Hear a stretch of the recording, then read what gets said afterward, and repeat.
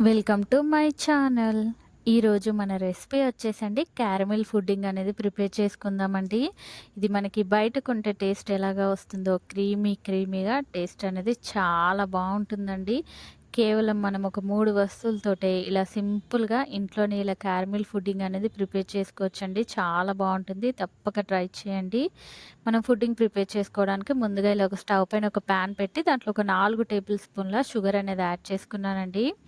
అలాగే దీంట్లోనే ఒక 2 టేబుల్ స్పూన్ల వాటర్ అనేది కూడా యాడ్ చేసుకొని, మనము షుగర్ అనేది ఇలా కలుపుకుంటూనే క్యారమెల్ సాస్ లాగా అయితే ప్రిపేర్ చేసుకోవాలండి. ఇది మనము ఇలా కలుపుకుంటూనే మనకి త్వరగా అనేది ఇలా సాస్‌గా అయితే మారిపోతుందండి. ఇలా సాస్‌గా అవ్వంగానే స్టవ్ అనేది ఆఫ్ చేసుకొని, ఇలా ఒక బౌల్ అనేది తీసుకొని దానికి కొంచెం నెయ్యి అనేది అప్లై చేసి మనం ప్రిపేర్ చేసుకున్న సాస్ అనేది క్యారమెల్ సాస్ దాంట్లో యాడ్ చేసుకొని పక్కన పెట్టేసుకోవాలండి. ఇప్పుడు ఫుడ్డింగ్ ప్రిపేర్ చేసుకోవడానికి ఇలా ఒక బౌల్ తీసుకొని దాంట్లో ఒక 2 ఎగ్స్ అనేది తీసుకున్నానండి. అలాగే దాంట్లోనే ఒక పావు కప్పు షుగర్ అనేది కూడా యాడ్ చేసుకొని దాన్ని షుగర్ అనేది మెల్ట్ అయ్యే వరకు ఇలా బాగా కలుపుకోవాలండి. ఇలా కలుపుకున్నాక దీంట్లోనే కాచి చల్లార్చుకున్న పాలనేది ఒక 1 కప్ అనేది యాడ్ చేసుకుంటున్నానండి.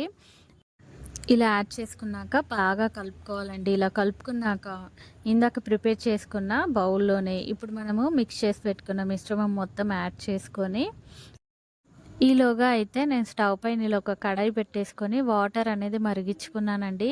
ఇలా వాటర్ మరిగించుకున్నాక దాంట్లో ఇలా ఒక స్టాండ్ యాడ్ చేసుకొని మనం ప్రిపేర్ చేసుకున్న బౌల్ అనేది కూడా యాడ్ చేసి మూత పెట్టి 25 నిమిషాల పాటు అనేది మీడియం ఫ్లేమ్‌లో ఇలా కుక్ చేసుకున్నానండి. ఇలా కుక్ చేసుకున్నాక మనకేమైనా డౌట్ అనిపిస్తే కనుక ఒక్కసారి ఇలా చెక్ చేసి మళ్ళీ ఒక 5 నిమిషాల పాటు అనేది మూత పెట్టి మనం కుక్ చేసుకోవచ్చండి. ఇది అనేది నాకు పర్ఫెక్ట్‌గా అనేది కుక్ అయిపోయిందండి. ఇలా కొంచెం సేపు చల్లార్చుకున్నాక ఇలా ప్లేట్‌లో అనేది ఫుడ్డింగ్ అనేది యాడ్ చేసుకోవచ్చండి. మన ఫుడ్డింగ్ అనేది రెడీ అయిపోయిందండి.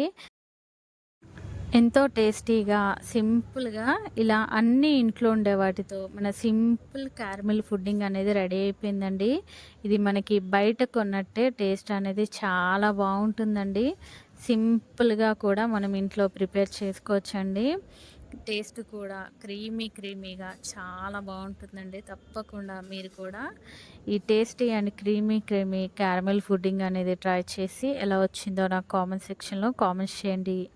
అలాగే మర్చిపోకుండా లైక్ చేయండి. నా మరిన్ని వీడియోస్ కోసం ప్లీజ్ మన ఛానల్ని సబ్స్క్రైబ్ చేయండి, షేర్ చేయండి. Thank you for watching the video.